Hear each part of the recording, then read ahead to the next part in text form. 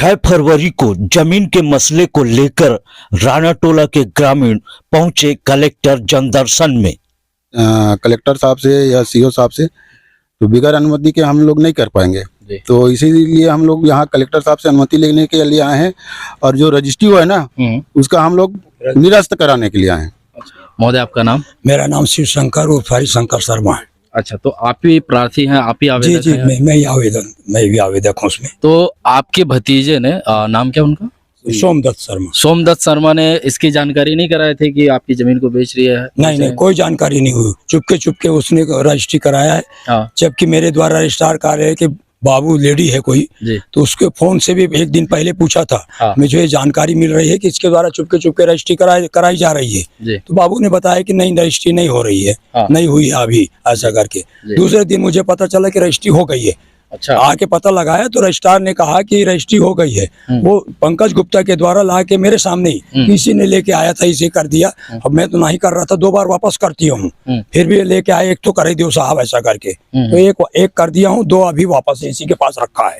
पंकज गुप्ता को? जी, ऐसा बताया उन्होंने। तो मैं तुरंत 1 घंटे के अंदर मेरे को नकल दिया जाए, मैं ऑब्जेक्शन लगाऊंगा अपने इसका नामांतरण न किया जाए, ऐसा करके। हाँ। मैंने लिया तुरंत और जाके ग्राम पंचायत में वहाँ पे शुरुआत को मीटिंग लिया कि मेरी जमीन को क्या कहते हैं इसने धोखे से भेज दिया है, जबकि मेरे 100 साल से मेरे पूर्वज समय से कब्जा है और मेरे दादा की जमीन है वो। हाँ। तो इसलिए आप लोग मीटिंग कीजिए और आप लोग बताइए कि मैं क्या करूँ। तो मीटिंग में सब लोग एक राय होके आए। चलिए, ठीक है। और जैसा कि इनके कथन के अनुसार ये है कि राजस्व विभाग इसका जो कि हमेशा से कटघरे में खड़ा रहता है, और इनका कहना है कि पंकज गुप्ता के कहने से रजिस्ट्रार ने वो काम किया है कि जो ज़मीन रजिस्ट्री नहीं होनी भी चाहिए थी उसकी भी रजिस्ट्री आज के दिनों में हो गई है। ठीक है काका, ये आप मन के गांव के? हाँ। के साल से? यह तो हम लोग 65 साल होते हैं। 65 साल होते? हाँ। ओकले पहले के? पहले के मता है ना। चलिए, ठीक है। ता ए मला गांव बंटवारा दे रहे हो? हाँ। पंच बंटवारा दे रहे हो? पंच बंटवारा। हाँ, पंच बंटवारा दे रहे होगा? पंच बंटवारा दे रहे हो। अभी तक ले कमात है पूरा, 100 साल तक कमात है। चलो बढ़िया, मतलब बस रजिस्ट्री नहीं हो लेकिन पूरा गांव वाले मन सहमति करके पंच बंटवारा दे रहे हो। छोटे बच्चे खुद पे जाके पता बता दी कि देखा गोपी की जमीन कहीं बता दी, या तो एक भाई की जमीन कहीं बता दी। ऐसे एक आइए, आपका नाम महोदय? मेरा नाम रोहिदास सिन्हा है जी। मैं रानाटोला निवासी हूँ। हाँ। और उस तोताराम का 4 बेटा था। ये तोताराम जी कौन है? हाँ, मेरे दादा, इसके दादाजी हैं। 4 बेटा था, जगन्नाथ, जालिम चंद, उमराव, रेखचंद। तो 1 का हिस्सा उनको मिला, जगन्नाथ को, सोमदत्त शर्मा परिवार को, और 3 का हिस्सा बाकी है। लोग काबिज है, उसमें कमा रहे हैं आज तक। उसके बाद उस जमीन को चोरी छिपके से बेच रहा है। अच्छा। उसका हिस्सा नहीं जोड़ रहे हैं जी। और फिर से दूसरे का बोर को निजी बोर बता के उसमें टमाटर के खेती कर रहे हैं, फली की खेती लिखवा रहे हैं, उसका भी फायदा उठा रहे हैं। आज तक 50 लाख उठाए होंगे कि 25 लाख उठाएंगे, पता नहीं, उसको जांच किया जाए जी। हाँ। तो मतलब ये कह रहे हो कि बीमा का वो फायदा अच्छे से उठा रहे हैं, दूसरे की निजी जमीन को और बोर को अपने बोर बता के। हाँ, अपने बोर बता के धान बेच रहे हैं फर्जी वजह से। बताओ, जमीन धान भी नहीं बता, दूसरे से नाम से धान बेचता है वो, इसका जमीन से धान बेचता है वो। और नाम क्या उनका?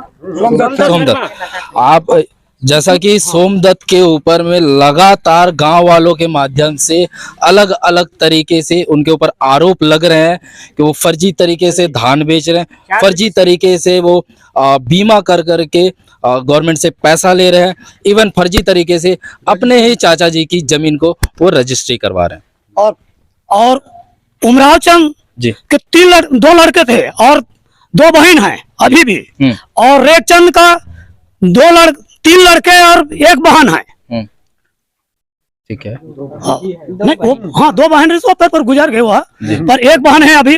तो इन लोगों का नाम होना चाहिए जमीन में। और एक और है जालिम चंद, उसका भी लड़का है, तो उसका भी नाम होना चाहिए। तो फर्जी तरीका से नाम करवा के परिवार को परेशानी कर रहा है, गांव को परेशानी कर रहा है। चलिए ठीक है। फूट डालो, राज करो ऐसा। काका इधर आइए, मेरे को ये बताइए, आपने क्या आवेदन नहीं लगाया था कि आपका नाम उसमें चढ़ाया जाए पर्चा में? मैं सिविल कोर्ट से मुकदमा जीत चुका हूँ, जी। मेरे पक्ष में डिक्री हो चुकी है। हाँ और डिक्री के मैंने यहाँ पे आवेदन भी दिया हूँ, कलेक्टर महोदय को 18/7/2023 को भी दिया हूँ। जी। और उसके बाद में अभी तक कोई कार्रवाई नहीं हुई। बस सोमदत्त आके वहाँ तहसील न्यायालय में जाके दे देता है, उल्टा सीधा हो जाता है, वो कोई कार्रवाई नहीं हुई। जोत कब्जा दर्ज करने के लिए मैं आवेदन दिया हूँ तहसील न्यायालय में। वो पटवारी अभी गया था, उसी के लिए मैंने कहा कि पंचनामा के समय मेरे को उपस्थित रखा जाए। वो एक दिन पहले पंचनामा कर दिया, मैं बाहर हूँ। हाँ। और पंचनामा में जो भी लिखा होगा, मैंने कहा पंचनामा दिखाओ, तो कहा मैं कल तहसीलदार को दे दिया हूँ। तहसीलदार के पास गया तो तहसीलदार का मेरे पास नहीं है। फिर वो पटवारी को लगाया तो पटवारी बोले अभी मैं तैयार नहीं किया हूँ। पटवारी का नाम क्या है? पटवारी वरुण भुआर्य। वरुण कुमार के काम काज पे बहुत बड़ा यहाँ पे आरोप लग रहा है कि लोगों को बरगला करके वो कार्य कर रहे हैं। मेरे द्वारा पंजीयन कार्यालय में रसीद कटवाई गई, 220 रुपए की रसीद के लगी हुई है उसमें मुख्यमंत्री को भी, माननीय राजस्व मंत्री को भी, और माननीय कलेक्टर महोदय को भी, तहसीलदार महोदय को भी, पंजीयक महोदय को भी कापियां दी गई हैं जो उनके पास उपलब्ध है। ये कब लगाए थे? ये सितंबर 2023 में लगाया। 2023 में जी। और उसके बाद में बगैर सुने मुझे और ये रजिस्ट्री कर दिया गया है। चलिए। और उस जजमेंट की जो सिविल कोर्ट के मेरे पक्ष में जो जजमेंट, उसकी कापी भी पंजीयक कार्यालय को कापी दे के आया हूँ मैं उनको। जबकि आपने पूरे राजस्व अमला को इसको अवगत करा दिया। जी बिल्कुल बिल्कुल, सबके कागज मेरे पास उपलब्ध हैं। ठीक। तो यहाँ पे न्यायालय की भी अवहेलना की जा रही है। न्यायालय की जो इनके पक्ष में फैसला आया है उसको रजिस्ट्रार को, चाहे राजस्व अमला को इन्होंने अवगत कराया, उसके बावजूद भी इनके पक्ष में कोई कार्रवाई नहीं हो रही। आप मन के नाम माता जी? संतोषी शर्मा जी, बताइए संतोषी जी। हमारे पिताजी के भी हिस्से की जमीन है यहाँ राना टोला में। 26 एकड़ थी जमीन, तो वैसे 2 एकड़ जमीन मेरे पिताजी अपने बड़े भाई को दे दिए थे, क्योंकि मेरे बड़े भाई को कुछ पढ़ाए लिखाए थे। बोले ये ले भैया रख ले, फिर बाद में मेरे को मत सुनाना। उसके बाद में 24 एकड़ जमीन थी हमारी, आज भी है।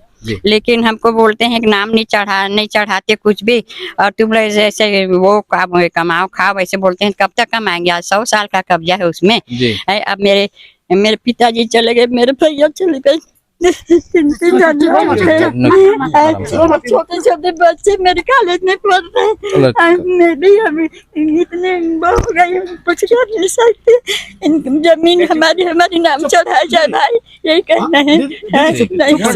चुप हो जा, चुप। आज मेरे बच्चे तबियत खराब हो जाएगा ना, चुप। आराम से। कौन नहीं रजिस्ट्री चढ़ा रहा है? कौन नाम नहीं चढ़ा रहा? वही सोमदत्त कुछ भी नाम नहीं करते। मेरे भाई और भाभी भी गए थे उसके घर में, तो नहीं चढ़ाए कुछ भी। अब बोलते हो तो वो कुछ नहीं बोलते, कैसे कमाओ खा बोलते हैं। तो राजस्व विभाग क्या कह रहे हैं? मैं तो नहीं गई भाई, मेरे पिताजी जाते थे, तो गुजर चुके हैं। ठीक है। और मेरे 24 एकड़ जमीन का अपने चाचा के लड़के लोगों को बुला लिया और सब चीज जमीन को वहीं पार दिया 6 जने को। अब हमारे पास कोई नहीं है, ना कोई बोलने वाला भी नहीं है, तो हमारी जमीन भी हमारे नाम चढ़ाई जाए भाई, बस यही बात है मेरी। ठीक है, चलिए ठीक है। जैसा कि माता जी ने अपनी बात रखी, आप बीती और काफ़ी भयावह भी है, रुदनशील भी है, और हम चाहेंगे कि इनकी जो मांगे हैं वो पूरी होनी चाहिए। इनकी हक की ज़मीनें इनको मिलनी चाहिए। कौन बोल रहा है? आपके नाम? गायत्री भुआरिया। कौन गांव के?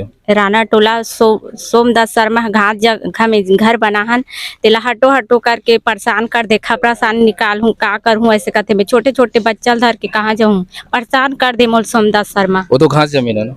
हाँ घास जमीन है, पर आपकी निजी है, उनकी तो निजी नहीं है। नहीं, लेकिन वो बोलते हैं मोर लगानी जमीन करके बोलते, और गांव के सियान मन बोला थे कि वो घास जमीन है रे ऐसे करके परेशान कर दे 2-3 साल। पटवारी क्या कह रहा है?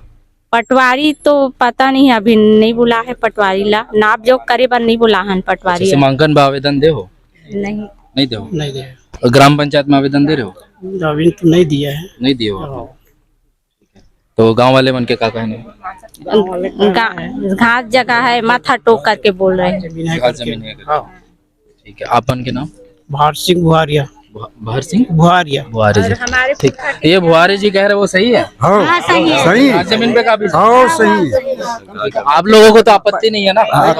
25-30 साल से मतलब मकान बना है। घर बनाए और खुद रह रहे हैं, खुद घर बनाए और रह रहे हैं उसमें सर। चलिए ठीक है। गांव वाले लोगों को कोई आपत्ति नहीं है, घास जमीन पे घर बना करके बुहारी जी लोग निवास कर रहे हैं, उससे गांव वालों को कोई आपत्ति नहीं है।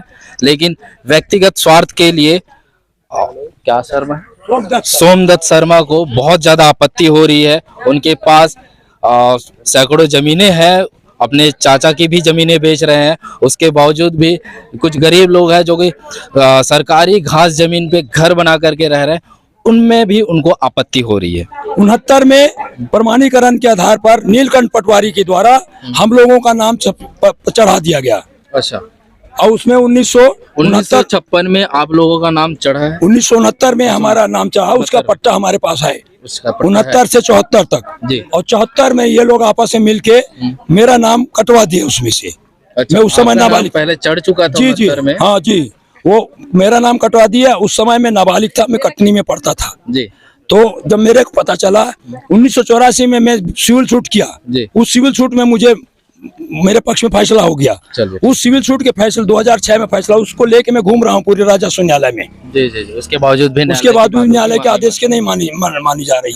मेरे द्वारा कंटेम्प्ट ऑफ कोर्ट की कार्रवाई भी अम्बागढ़ चौकी में चलाई है जी। उसके बाद में कोई ध्यान नहीं दिया जा रहा है इनके द्वारा।